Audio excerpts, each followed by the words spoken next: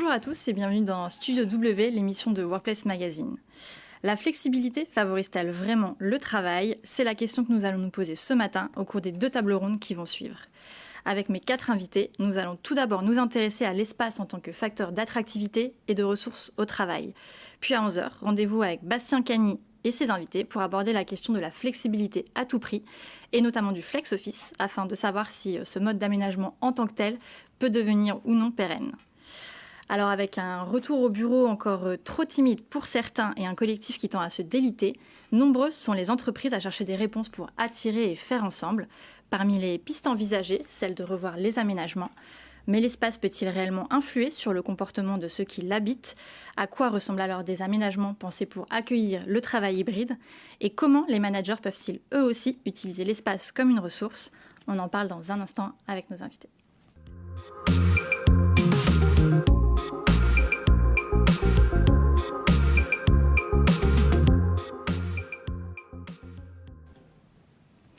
Bonjour à tous, je vais vous présenter rapidement. Karine Perrotet, vous êtes directrice marketing et innovation du groupe In-Situ, spécialisée sur le marché du bureau opéré. Vous gérez notamment des résidences multi-clients et coworking et des immeubles mono-occupants. Bonjour Julie, merci de me recevoir. À vos côtés, Caroline Dillard, professeure associée au département droit des affaires et management des ressources humaines pour TBS Éducation. Bonjour Julie, merci pour l'invitation. Frédéric Sauvageau, vous êtes quant à vous directrice de la qualité de vie au travail du domaine immobilier et des espaces de travail chez Orange. Bonjour Julie, ravie d'être parmi vous. Et enfin, Philippe David, président de Forma, conseil en immobilier d'entreprise et environnement de travail. Bonjour Julie, et puis merci pour cette table ronde. Merci d'être avec nous ce matin. On va donc évidemment parler d'aménagement, mais avant cela, difficile de ne pas revenir sur les bouleversements que le monde du travail connaît depuis le Covid. Partout, on parle d'organisation hybride, une tendance qui semble s'ancrer durablement. Pourtant, on sent que les entreprises tâtonnent encore à trouver le juste équilibre. Caroline Dillard, quel est votre constat? Alors peut-être tout d'abord resituer les choses. La notion d'hybridation est empruntée au monde de la biologie. Hybridation vient du terme latin hybrida, qui veut dire bâtard. Et quand on parle aujourd'hui d'hybridation, on peut l'envisager sous 2 angles différents. Un angle juridique, où on va combiner le salariat et l'entrepreneuriat. C'est une forme d'hybridation. C'est pas ce qui nous intéresse aujourd'hui. Et une autre forme qui est la forme organisationnelle, qui va combiner en fait un mix entre présentiel et distanciel. Et l'hybridation est en voie de pérennisation. Et la plupart des études, en fait, vont converger pour nous dire que ce qui s'installe actuellement dans les entreprises, c'est une organisation avec 2 jours à distance ou à domicile et 3 jours en présentiel, donc plutôt au bureau. Donc ce mode d'hybridation convient visiblement à beaucoup de salariés puisque c'est une demande forte et que c'est un élément nouveau de la marque employeur. Aujourd'hui, on voit fleurir des annonces où il est mentionné que le travail, les missions peuvent être effectuées en mode hybride. Et certains candidats affirment ne pas répondre s'il n'est pas possible de travailler en mode hybride. Donc vraiment un élément nouveau depuis la crise, cette hybridation comme facteur d'attractivité et de motivation pour les entreprises.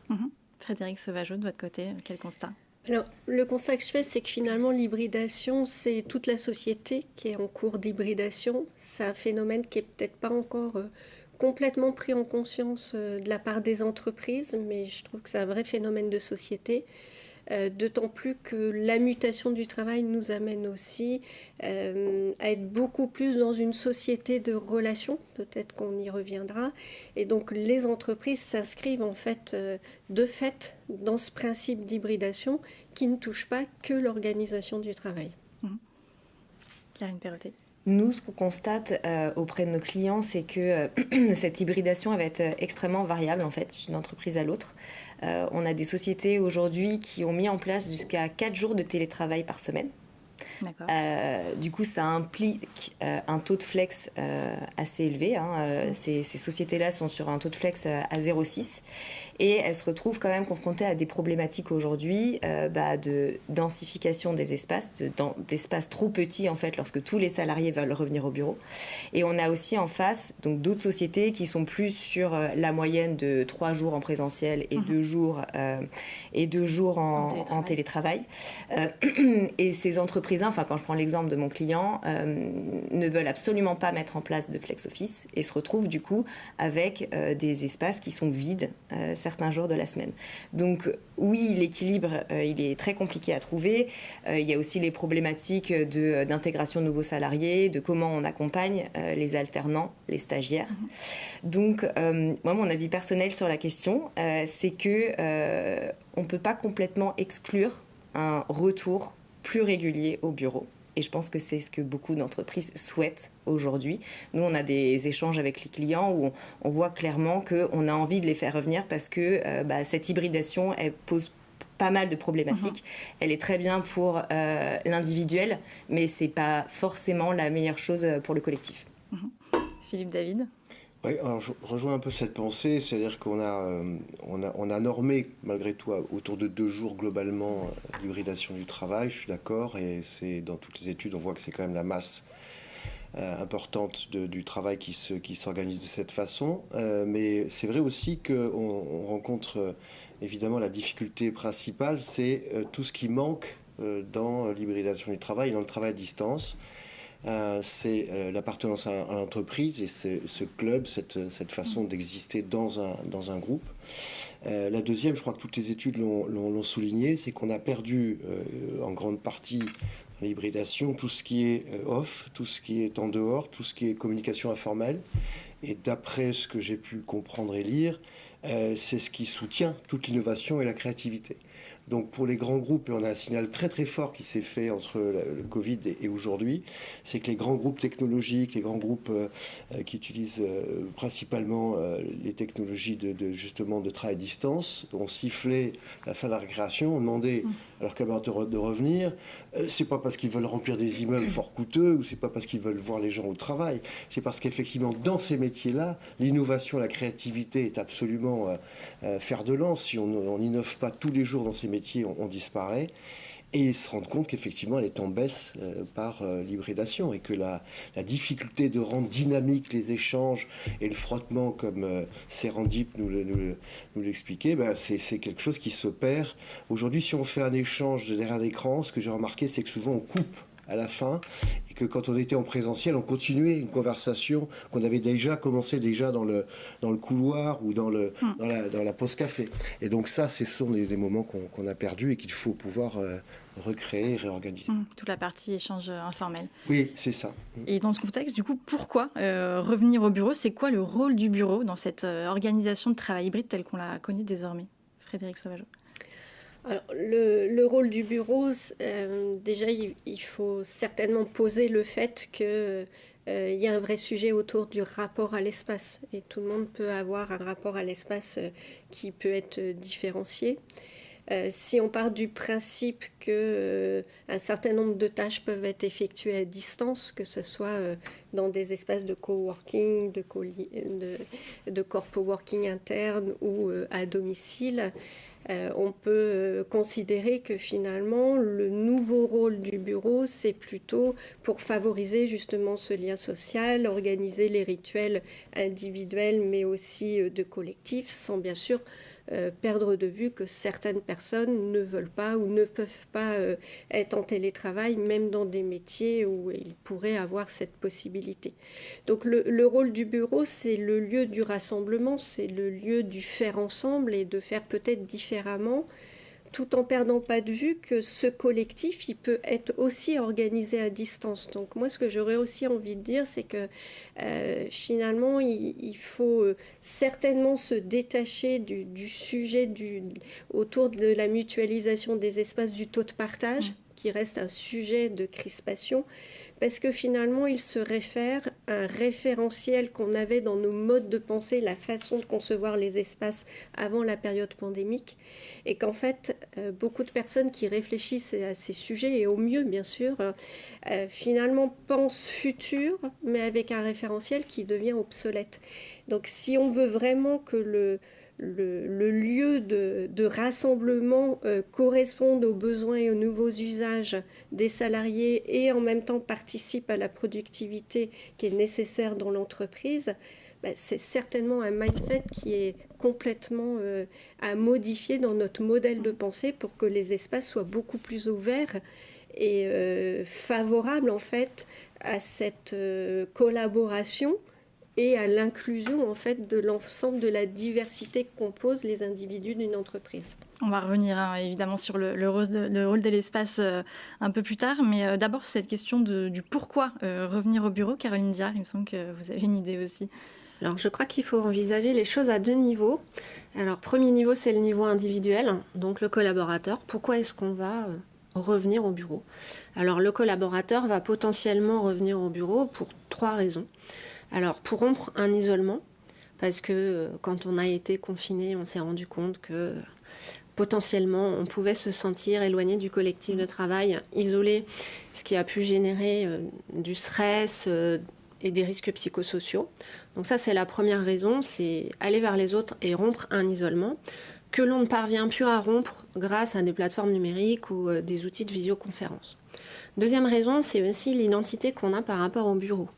Donc il y a une identité sociale qui se projette dans le bureau, qui finalement donne une sorte de statut à un individu. C'est pas toujours conscient, c'est pas toujours exprimé en tant que tel, mais parfois c'est ressenti parce qu'on voit des gens qui ont un besoin de personnaliser le bureau ou qui sont fiers d'être au dernier étage ou d'avoir le plus grand bureau.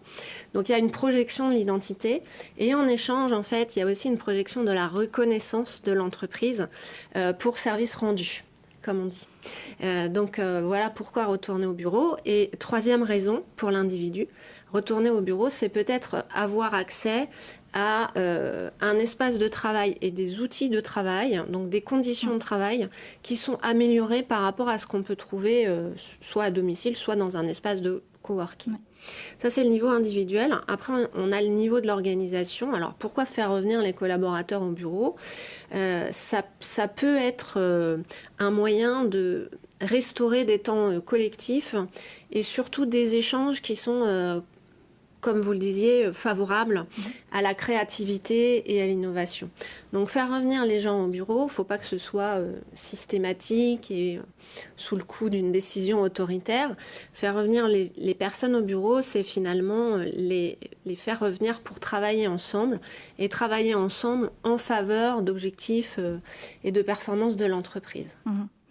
L'enjeu, finalement, c'est de rendre la journée au bureau plus attrayante que celle en télétravail, Karine Perrotet. Ah oui, complètement. Chez Insitu, c'est vrai qu'on a cette vision que le lieu de travail est le meilleur endroit pour que le salarié se sente bien, en fait. Par rapport au chez-soi. On conçoit, on aménage des espaces en ce sens. On reste convaincu que la performance, elle passe par le collectif et que forcément, ça reste plus naturel pour les êtres humains que nous sommes d'entretenir et de créer ce collectif dans un espace physique. Donc nous, c'est vraiment... la place du bureau, chez nous, forcément, elle est primordiale pour entretenir cette vision du travail. Ouais. Et est-ce que vous pensez que les entreprises ont gagné en maturité depuis le Covid sur la compréhension de la qualité des espaces en matière de confort, d'ergonomie? Vous en parliez un petit peu, Caroline, Philippe? Oui, ça, tous les projets qu'on voit communiquer ou que le format traite sont effectivement aujourd'hui sous-tendus par ce désir de proposer des services, des environnements. On a tous entendu les codes de l'hôtellerie, les services premium. Donc on a effectivement aujourd'hui des organisations qui ont bien évolué sur la compréhension que ces environnements de travail plus qualitatifs, plus serviciels, sont des facteurs effectivement puissant de la collaboration. Mais je voudrais juste ajouter une chose sur le retour au bureau. Le retour au bureau, il est pas le même selon les générations, il n'est pas le même selon le métier. Certains métiers n'ont pas droit au télétravail. Donc la difficulté, effectivement, à RH, c'est que fixer des groupes, des règles d'ensemble pour des populations qui n'ont pas les mêmes attentes, c'est extrêmement compliqué.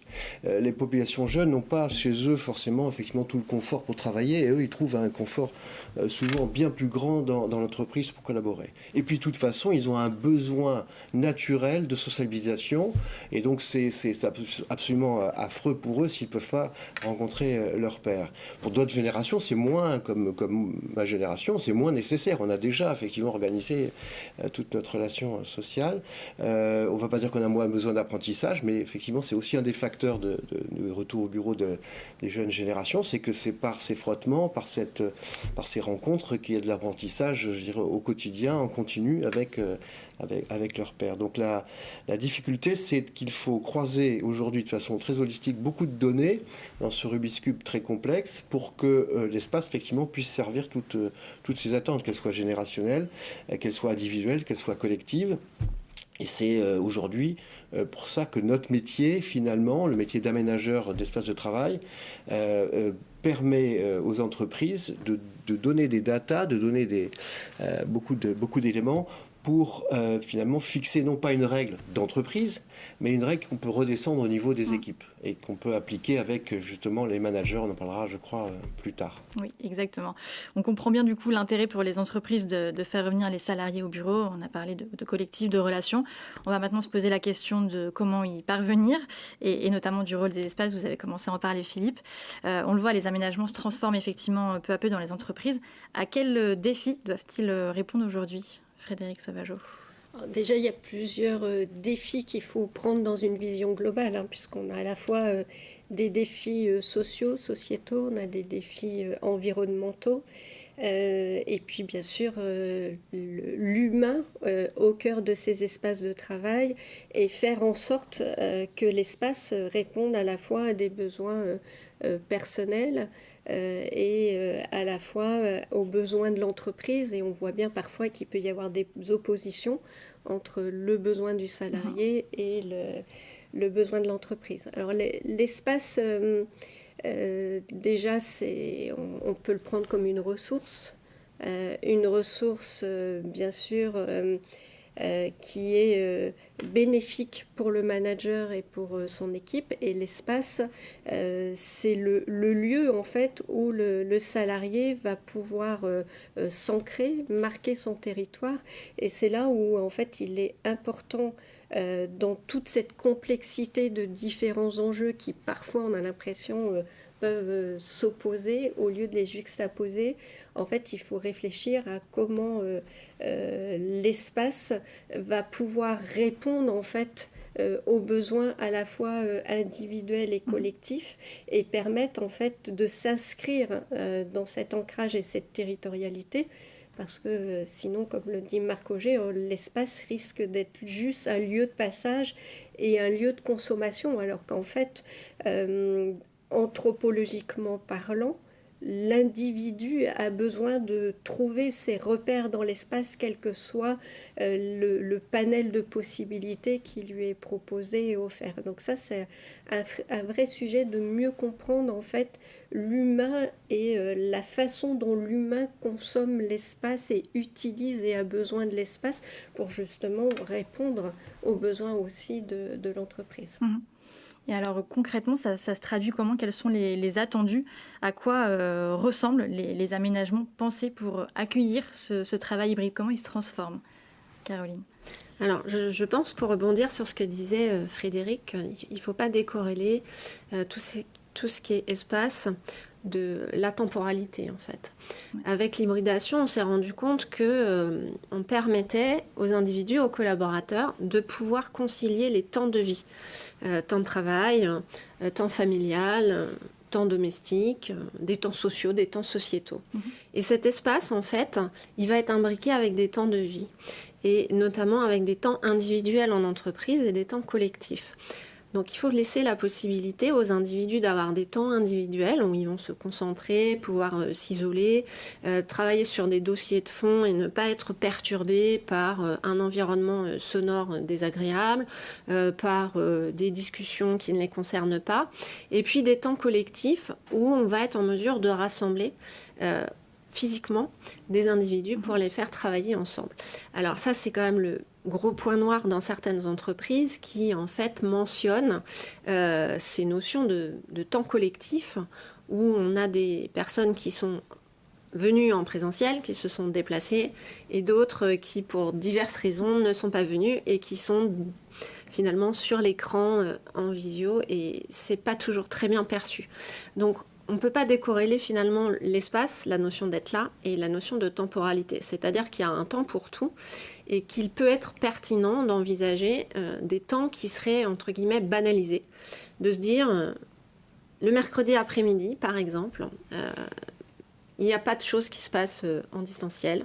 On fait tout en présentiel, ce qui suppose d'avoir un espace qui est un espace adapté pour le coup et qui peut recevoir tout le monde. Donc ça suppose des espaces plus grands, effectivement, mieux dimensionnés, Karine ? Oui, plus grand, mieux dimensionné et surtout beaucoup plus de place pour les espaces collaboratifs. Oui. Donc on le voit clairement, il y a une évolution qui continue en termes de quantité d'espaces collaboratifs par rapport au poste individuel. Et c'est marrant parce qu'on associe souvent cette majorité d'espaces collaboratifs au travail hybride, à l'hybridation du travail. Et il y a aussi une autre question qui est la nature du travail en elle-même, qui a changé. En fait, depuis 10 ans, avec les progrès dans l'automatisation, l'intelligence artificielle et la connectivité, la nature même du travail a changé. Il y a beaucoup de tâches routinières qu'on délègue aux machines et ça laisse plus de place à tout ce qui est activité de créativité et activité de stratégie. Et du coup, on se retrouve avec des besoins de se réunir beaucoup plus importants qu'avant. Et c'est pas que parce qu'on se réunit au bureau, c'est parce qu'au final, le travail en lui-même repose beaucoup plus sur une collaboration qui est beaucoup plus agile et transverse. Et ça explique aussi le nombre grandissant d'espaces collaboratifs dans les espaces tertiaires. C'est un constat en tout cas que vous faites auprès de vos clients ? Complètement, oui. Oui, c'est un constat qu'on fait aussi dans tous nos projets d'aménagement. On parle de ce chiffre vraiment d'une inversion. On avait à peu près 75% d'espace personnel versus collaboratif, et on peut parler d'un chiffre qui s'est complètement inversé.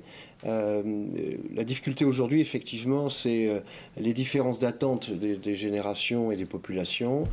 C'est de pouvoir offrir effectivement aussi bien de l'espace collaboratif qu'individuel dans un espace qui ne doit pas être ressenti comme vide. Or, dans les grandes organisations que nous accompagnons, le fait c'est qu'aujourd'hui, il y a une réduction de l'empreinte immobilière pour des raisons économiques, écologiques, mais aussi de vide sidéral des plateaux. Et il n'y a rien de pire que de se retrouver à 2 ou 3 dans un plateau très, très vide.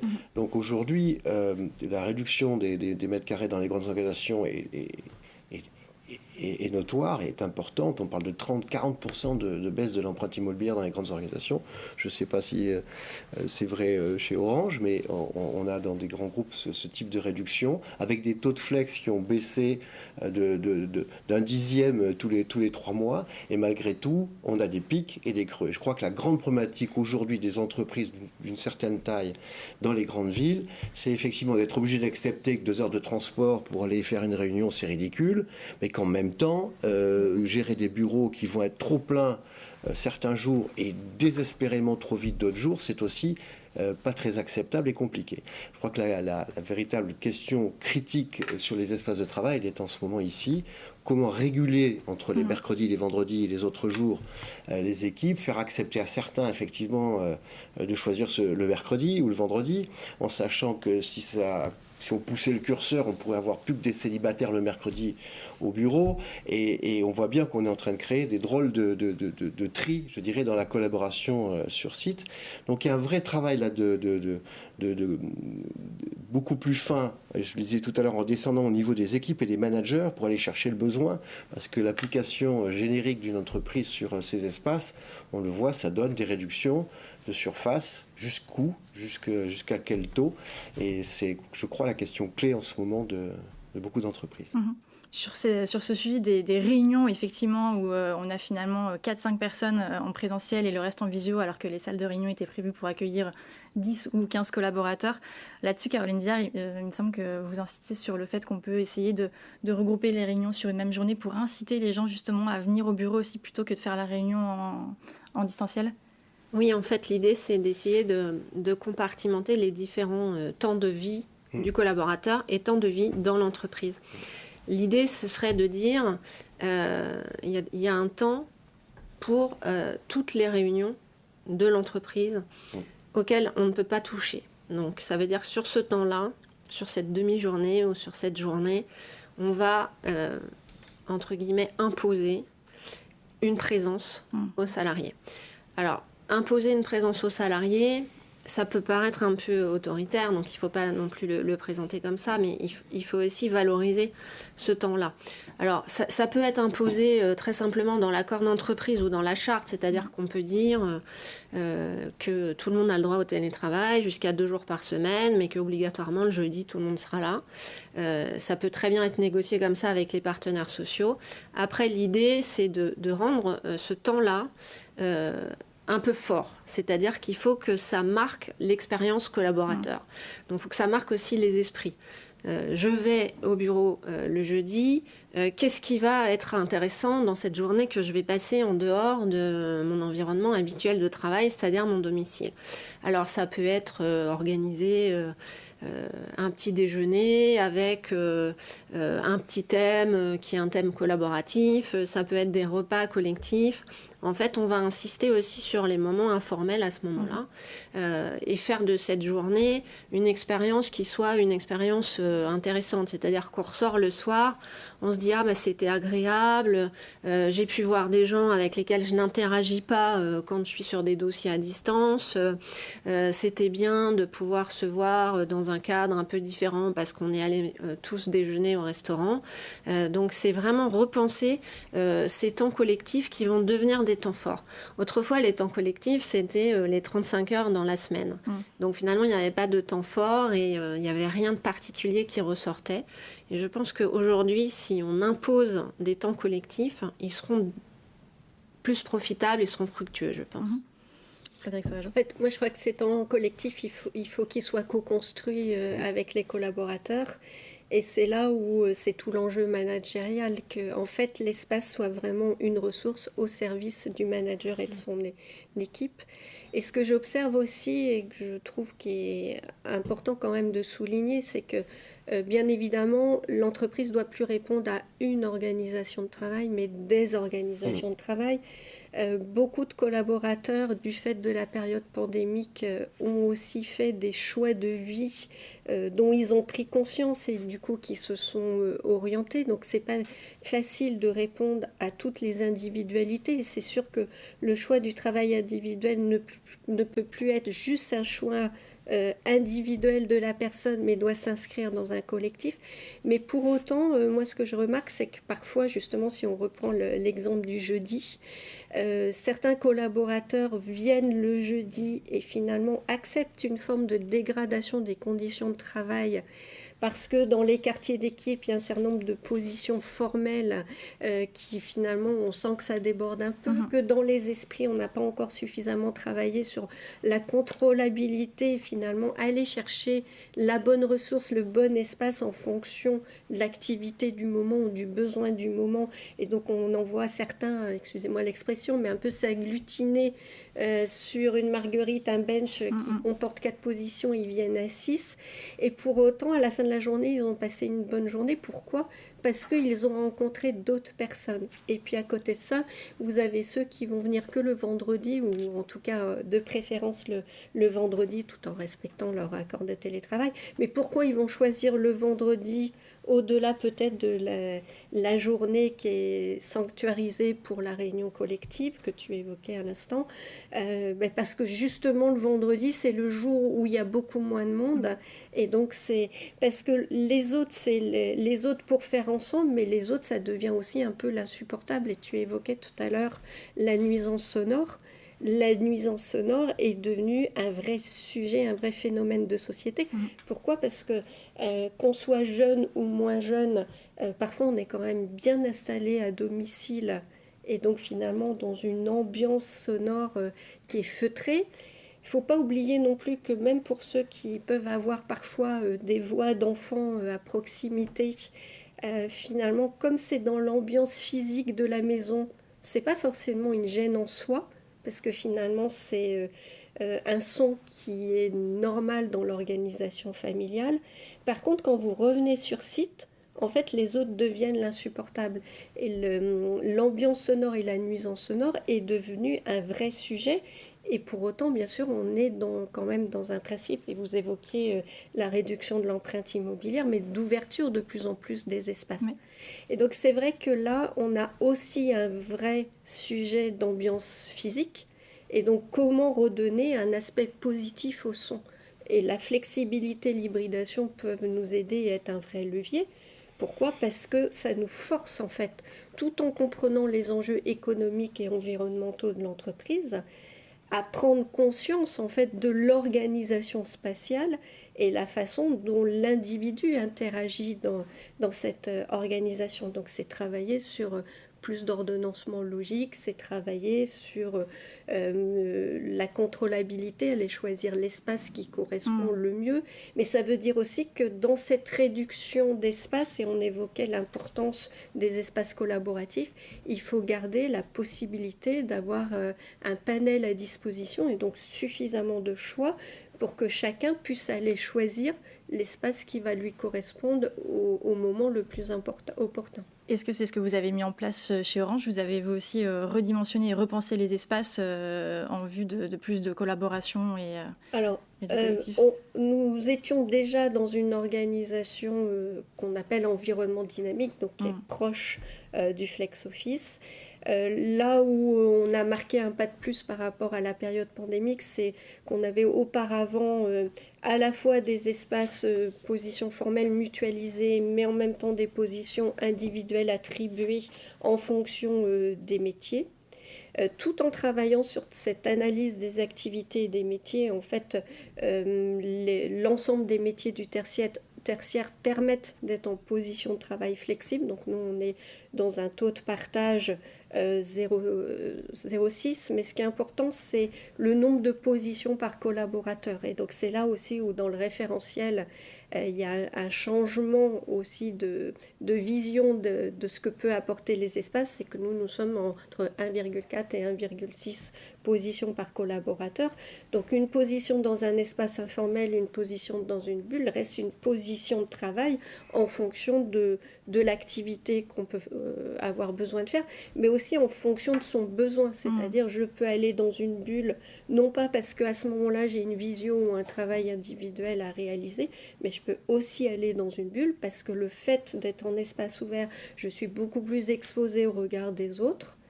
Peut-être que j'ai un peu plus de charge mentale ou de fatigue selon mon profil, et mon besoin physiologique du moment fait que pour baisser ma charge mentale, j'ai besoin de m'isoler un instant pour pouvoir mieux retourner vers les autres. Donc c'est vraiment mieux prendre en compte la perception et le ressenti de chacun, et donc travailler sur des causes objectives liées par exemple à l'impact du bruit sur la personne, mais travailler aussi sur des causes subjectives. Et les causes subjectives, on ne va pas y répondre par la technique parce qu'elles sont managériales ou elles sont de l'ordre de l'individu.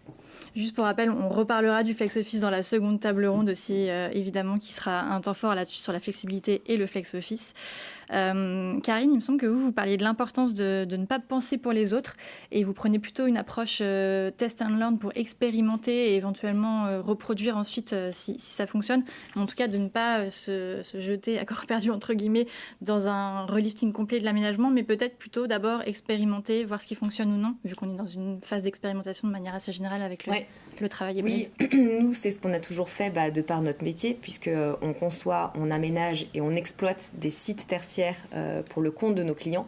Donc, les aménagements qu'on a conçus, on les vit ensuite au quotidien avec nos clients, puisqu'on a des responsables de site sur chaque site, et ça nous permet d'observer comment sont utilisés les espaces, ce qui fonctionne bien. Et on constate que c'est extrêmement variable d'une entreprise à l'autre, mais que dans tous les cas, les échanges en fait entre les collaborateurs, c'est quelque chose qu'on doit vraiment favoriser au niveau des espaces de travail. On est force de proposition, en fait, nos clients souvent ils viennent nous voir puisqu'on va être force de proposition là-dessus, à savoir mettre en place des aménagements qui vont leur permettre de changer leur manière de travailler. J'en parlais tout à l'heure, la nature du travail a changé et c'est pas toujours facile pour les entreprises de se projeter, de se dire oui mais comment on fait telle réunion, comment on échange sur tel ou tel sujet. On est encore très ancré dans des pensées mécanistes dans lesquelles on se dit pour prendre une décision il faut une salle de réunion, pour avancer sur un sujet il faut aller dans une salle de réunion, et au final toutes ces choses-là, on peut les faire dans d'autres espaces, dès lors qu'il n'y a pas de problématique de confidentialité. Il y a plein d'autres espaces en fait qui sont très propices aux échanges et qui peuvent permettre de partager des connaissances, de résoudre des problèmes et d'arriver avec de nouvelles idées. On le sait tous, les grandes idées se trouvent pas toujours autour, dans une salle de réunion, autour d'une table formelle. Ça se trouve toujours dans des moments un petit peu plus informels. Oui, on a aussi chez Forma un métier d'accompagnement au quotidien qu'on appelle la mobilité et qui consiste à être chez le client avec des équipes pour accompagner au quotidien la transformation des espaces de travail au niveau des équipes, puisque là on parle vraiment de micro. Et à travers ces expériences, on trouve bien sûr exactement la même situation, c'est-à-dire des entreprises avec un positionnement très différent les unes des autres sur l'hybridation, le nombre de jours et la typologie des environnements de travail.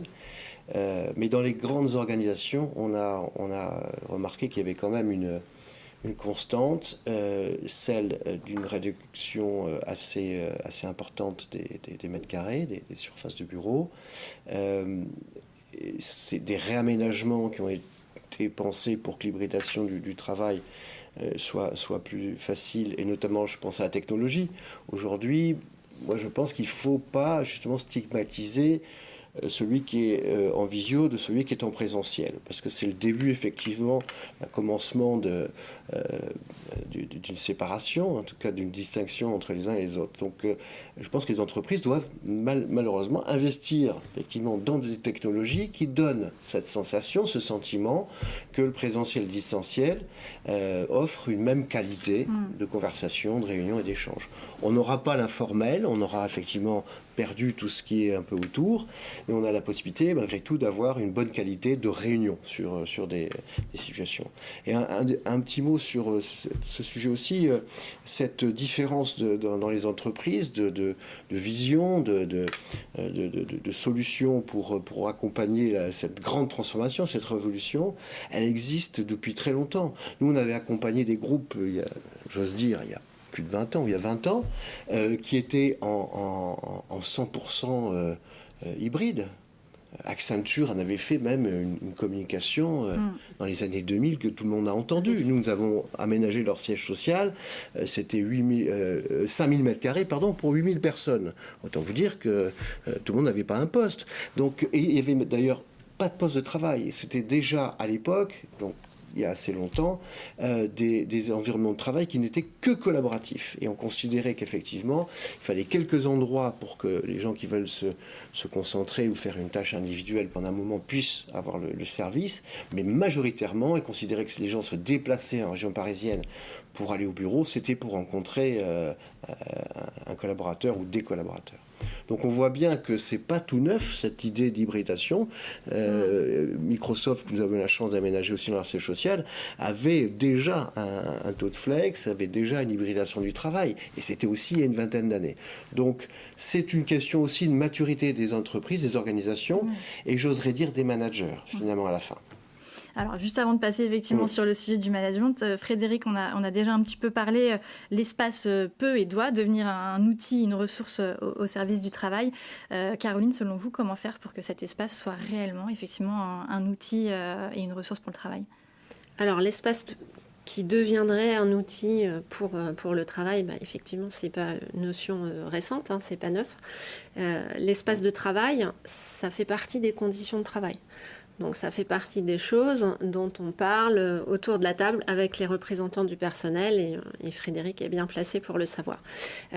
On a parlé pendant très longtemps de qualité de vie au travail, on parle désormais de qualité de vie et conditions de travail, et l'espace de travail fait partie de ces conditions de travail. Donc ça veut dire que l'espace de travail est une composante de ce que l'employeur va offrir à ses salariés pour travailler dans les conditions de bien-être. Ça, c'est vraiment dans le meilleur des cas, ou au moins dans des conditions qui sont des conditions favorables pour être bien installé, pour être plus performant et pour avoir une dynamique aussi collective. Alors, l'espace de travail, c'est aussi un outil de management parce qu'on peut matérialiser des temps dans la journée d'un collaborateur. Un collaborateur qui va se rendre dans une salle de réunion, c'est un temps collectif, c'est un temps de partage, il travaille sur un projet, c'est un comité de pilotage, c'est matérialisé par cet espace-là. Ensuite, le collaborateur va changer d'espace et il va aller dans peut-être un autre espace collectif ou dans un espace individuel, mais en tout cas, ce sera matérialisé. Et changer d'espace va permettre à l'individu un sas de décompression. Et ça va lui permettre aussi de se déconnecter. Beaucoup de gens ont du mal à déconnecter à domicile. On l'a beaucoup décrit dans la littérature et ça a provoqué des dégâts et des risques psychosociaux pouvant aller pour certains jusqu'au burn-out. Donc l'espace de travail, c'est un outil aussi de management dans la mesure où on peut créer une dynamique, ça c'est une première chose, et aussi permettre à chacun de se ressourcer et de se reconnecter à un temps différent. Parce que dans une journée, les personnes ne travaillent pas sur un même dossier, sur un même sujet. Et c'est très difficile parce que ça apporte une charge mentale de passer d'un sujet à l'autre et d'avoir des imbrications de sujets et de devoir parfois répondre à des gens différents. Donc l'espace de travail, c'est aussi un moyen de matérialiser, de séparer les temps et peut-être de limiter cette charge mentale. Alors, je vois que vous avez tous très envie de parler management. On va y aller justement. Quand on parle d'organisation de travail hybride, il y a un volet primordial à questionner, en effet, c'est celui du management. Concrètement, qu'est-ce qu'on attend aujourd'hui d'un manager dans cette nouvelle organisation de travail hybride, Frédéric ? Dans cette nouvelle organisation, le manager, je pense qu'il y a la notion du care. Prendre soin de lui, mais pour pouvoir mieux prendre soin des autres, c'est une notion qui me semble importante. C'est aussi un questionnement. Se questionner en tant que manager sur son propre rapport à l'espace. On voit bien qu'on arrive parfois à des injonctions paradoxales par rapport aux accompagnements que les entreprises mettent en place, notamment au travers un accord télétravail, au travers un dispositif de multi-choix d'espace dans la conception des aménagements. Mais si le manager n'a pas la bonne compréhension en fait de la palette de services qui est mise à sa disposition des outils, si lui-même a des réticences finalement à bien s'approprier, ne travaille pas sur ces aspects d'appropriation de l'espace, là encore on voit bien que ça ne fonctionne pas parce qu'il ne suffit pas de mettre à disposition des espaces pour qu'il y ait de la coopération, pour qu'il y ait de la collaboration. Donc une fois qu'il y a ce travail un peu d'introspection de moi en tant que manager, c'est quoi mon rapport à l'espace, il y a le sujet que j'évoque souvent qui est le sujet de la tribu. C'est comment en fait je vais aider ma tribu, donc mon collectif de travail, mes collaborateurs, à s'inscrire dans cette organisation de travail hybride et comment l'espace c'est un vrai levier de transformation pour travailler en fait ces espaces qui vont permettre en fait des rituels à la fois individuels et des rituels collectifs, mais aussi des bonnes pratiques, des bons usages des outils et des espaces, mais aussi des comportements adaptés en fait à l'espace. Et je mettrais peut-être un petit focus sur le sujet du rituel qui parfois est tacite quand je vais donner mon prénom, comme ça visera personne, mais quand Frédéric s'inscrit et s'installe toujours au même endroit dans un espace mutualisé, donc partagé, finalement Frédéric incite et invite à comprendre que tacitement c'est sa position de travail. Sauf que la règle de l'entreprise et du quartier d'équipe dit qu'il n'y a pas de position attribuée et qu'on est en mutualisation. Et pour autant, le fait de tacitement s'installer toujours dans la même position, soit en soi ça n'a aucune gêne parce qu'il y a suffisamment d'espace et ça ne va pas gêner un autre collaborateur, mais quelque part ça envoie le visuel et vous finissez par entendre la petite musique qui dit « Ah, c'est la place de Frédéric ». Ben non, ce n'est pas la place de Frédéric. Donc ces rituels-là, finalement, il faut aussi en prendre conscience, être en capacité en fait de les comprendre et éventuellement d'aider à déformer le modèle et ouvrir vers d'autres espaces. Donc ça fait partie du rôle du manager. Et le manager, c'est sûr que de plus en plus, il devient coach et il doit permettre en fait à la fois l'autonomie de ses collaborateurs, mais accepter de les responsabiliser et donc travailler sur cette flexibilité. Et parfois justement quand on entend ces sujets de dire, et c'est vrai qu'il faut ritualiser certaines réunions d'équipe qui sont incontournables pour le bon fonctionnement des équipes, mais ça veut dire aussi qu'il faut trouver des sujets où en fait on va s'inscrire dans une histoire et une culture commune et créer quelque chose ensemble. Donc il faut aussi avoir des sujets communs à l'équipe, et y compris comme par exemple dans le domaine de la qualité de vie et conditions de travail, où on peut avoir des métiers très différents et pour autant on fait partie de la même équipe. Donc ce côté de ritualisation des actions et des dossiers, c'est important aussi. Et c'est dans tout ça aussi que le manager doit arriver à s'inscrire. Et pour lui, c'est une vraie transformation. Après, ce que je dirais aussi, c'est qu'actuellement, on parle beaucoup de la transformation des espaces, et c'est aussi notre sujet ce matin. Mais il ne faut pas perdre de vue qu'il y a aussi eu une accélération importante de multi-transformations. Des transformations métiers, des transformations organisationnelles. Et l'espace de travail, c'est un peu la dernière couche du millefeuille. Et c'est un peu celle, en fait, sur lequel le manager a parfois le sentiment qu'il est un peu démuni. Et d'autant plus que c'est aussi le sujet sur lequel les salariés osent beaucoup plus s'exprimer et avoir des revendications que sur des aspects plus d'organisation et managérial ou métier. Philippe David, vous voulez réagir? Oui, le manager a un nouveau rôle malgré tout qu'il n'avait peu avant.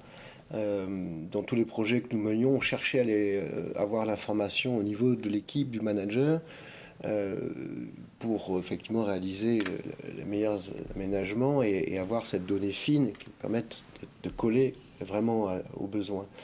Mais le manager, effectivement, était souvent peu impliqué dans la décision. On s'arrêtait à un niveau de directeur. Chez Format, on avait l'habitude d'aller creuser un peu plus loin parce qu'on savait bien qu'il allait nous manquer des données et qu'on allait avoir des écueils, puisque le directeur a une vision un peu plus macro et il lui manque, effectivement. Et souvent, on avait un exemple, on disait on aimerait bien rencontrer les assistantes, parce qu'elles sont permanentes et elles ont une vision de l'environnement de travail qui est beaucoup plus renseignante pour nous que des managers ou directeurs qui sont finalement ceux qui sont le moins au bureau. Alors, dans ce grand changement, le manager, lui, a aujourd'hui un nouveau rôle. C'est celui non seulement de participer avec nous à la collecte de toutes ces données et tous ces besoins pour que finement on adresse le besoin, mais aussi dans cette gestion de test and learn, puisqu'on est dans une nouvelle situation qui nécessite qu'on l'appréhende et qu'on la modifie, qu'on la corrige. Et donc il a un nouveau rôle, c'est celui effectivement de cette coordination des équipes, de créer... Il avait des rituels, mais il n'avait pas besoin de se préoccuper de l'espace, puisqu'on lui avait donné un espace sans trop lui demander grand-chose, conformément à une règle d'entreprise qui calquait pour l'ensemble des directions et des services le besoin.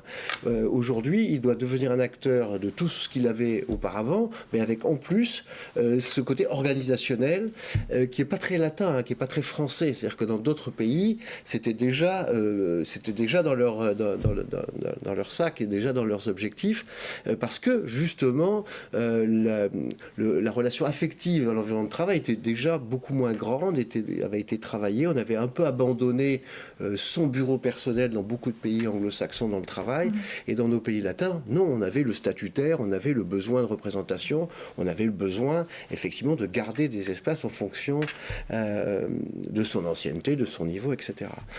Donc aujourd'hui, on a un croisement finalement qui est assez complexe, et ces deux difficultés, celle d'avoir à gérer l'hybridation du travail et celle de penser que l'espace, effectivement, doit être conçu et adapté, modifié en fonction, effectivement, de ces nouveaux besoins, c'est-à-dire des générations plus jeunes qui veulent aller au bureau tous les jours, des générations moins jeunes qui pourraient y aller qu'une ou deux fois par semaine, et puis les pics dont on a parlé tout à l'heure. Donc le manager a effectivement un nouveau rôle. Nous, on conçoit bien qu'il doit être un peu accompagné, aidé, parce qu'il a finalement, dans le rouage de l'entreprise, maîtrise beaucoup de charges dans son travail. Donc on pense qu'effectivement, il est la courroie de transmission des ressources humaines, mais avec un nouveau rôle, et il faut l'accompagner dans ce nouveau rôle. Karine, sur cette question du rôle du manager et de l'évolution du management? Le rôle du manager, il a énormément changé ces dernières années. C'est vrai qu'il y a toute cette question de gestion d'équipe et de ritualisation, mais il y a aussi la question de se recentrer sur l'humain, sur le développement individuel de chacun des collaborateurs de son équipe. On est clairement passé... Enfin, je dis on est clairement passé, mais ça dépend encore en vrai des organisations aujourd'hui, d'un management axé sur la collaboration versus subordination, d'un management qui va plus passer par l'exemplarité versus statutaire, mais surtout un management qui va passer sur un management de coaching et de gérer à la fois le collectif de son équipe, mais à la fois intégrer les individualités et assurer que chacun individuellement se retrouve bien au sein de l'organisation.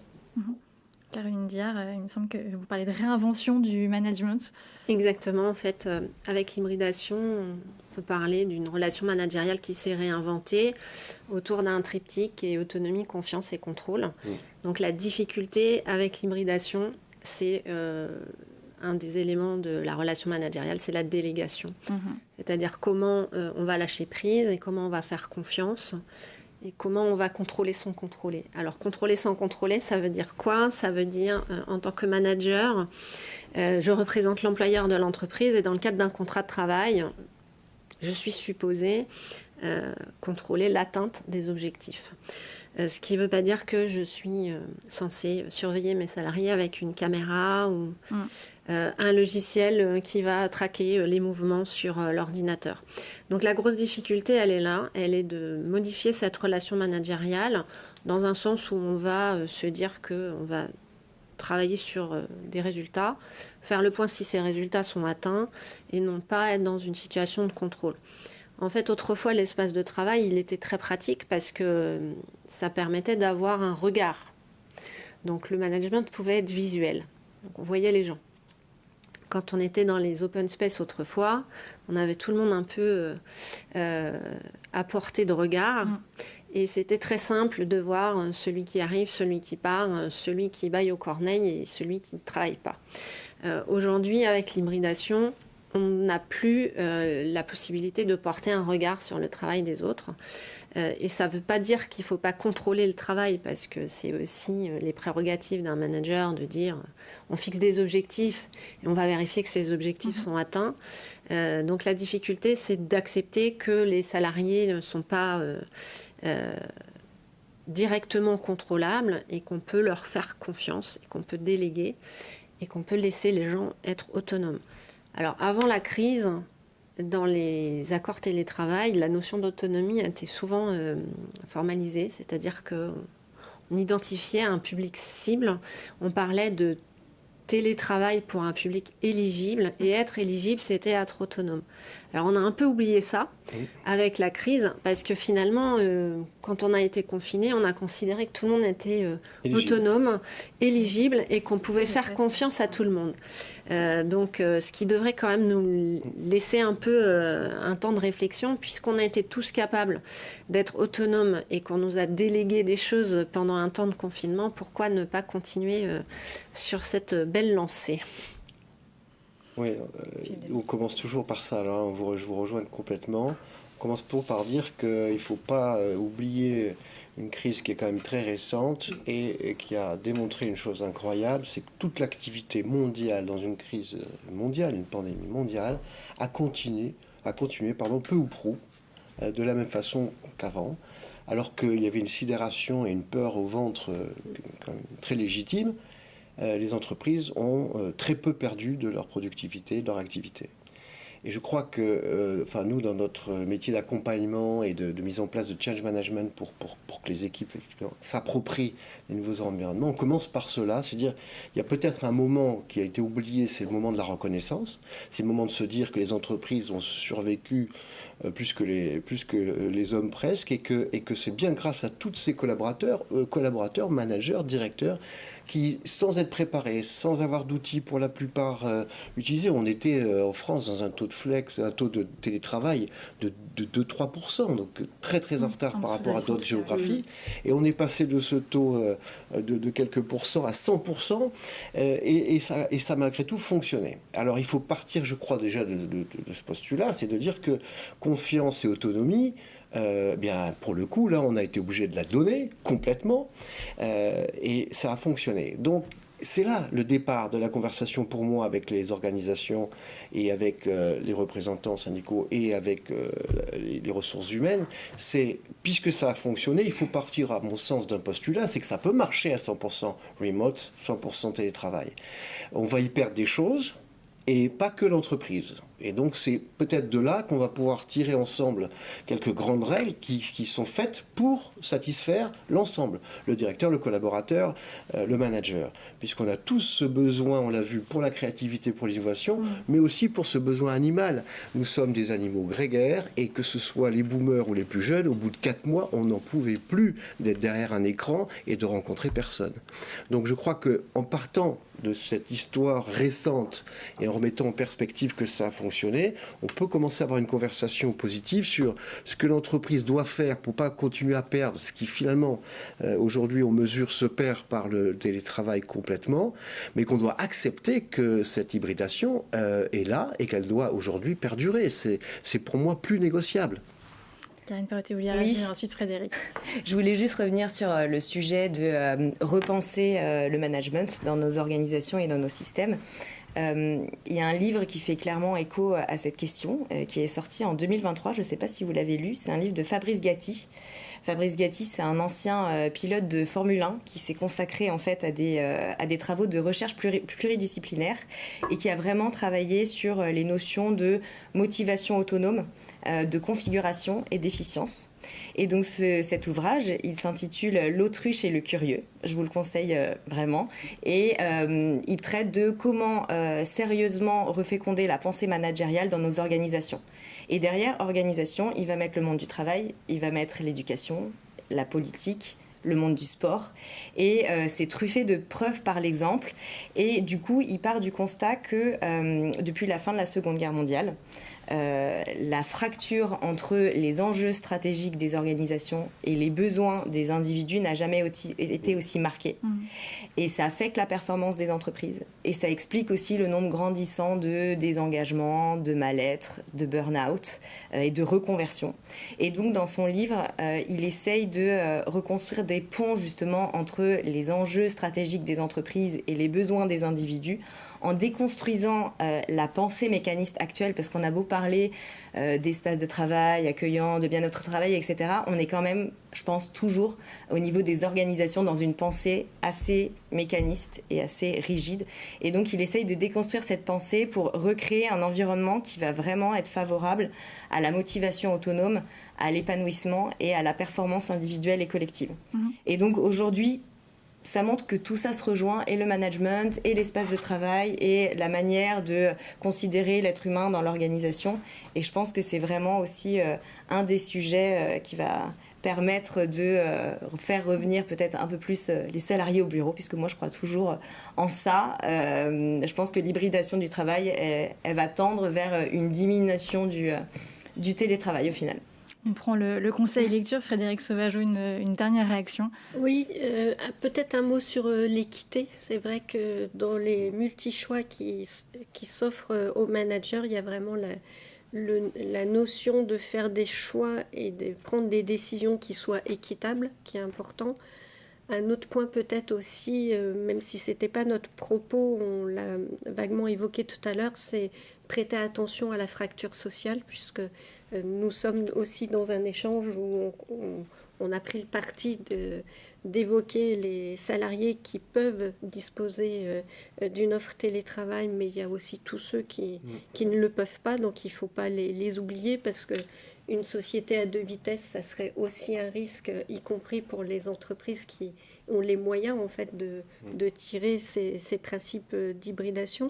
Et puis peut-être que le sujet qu'on n'a pas évoqué, et on ne va pas le développer parce qu'on n'aura pas le temps, mais c'est que l'hybridation, c'est aussi pour le manager une réelle opportunité d'avoir des effectifs beaucoup plus pluridisciplinaires, et donc une ouverture vers aussi des salariés qui parfois sont en manque de poste, alors qu'il n'y a pas de difficulté de compétences, d'expertise, voire de diplôme, et donc notamment une vraie opportunité à être beaucoup plus inclusif, notamment pour les profils de salariés avec handicap visible, invisible. C'est un vrai sujet aussi et un vrai levier pour l'hybridation, pour donner beaucoup plus d'opportunités à un plus grand nombre, d'avoir une vraie valeur travail. Et je pense que dans cette mutation du travail, c'est un des aspects qui est extrêmement intéressant à observer, qui fait partie des signaux faibles des prochaines années. En tout cas, je l'espère.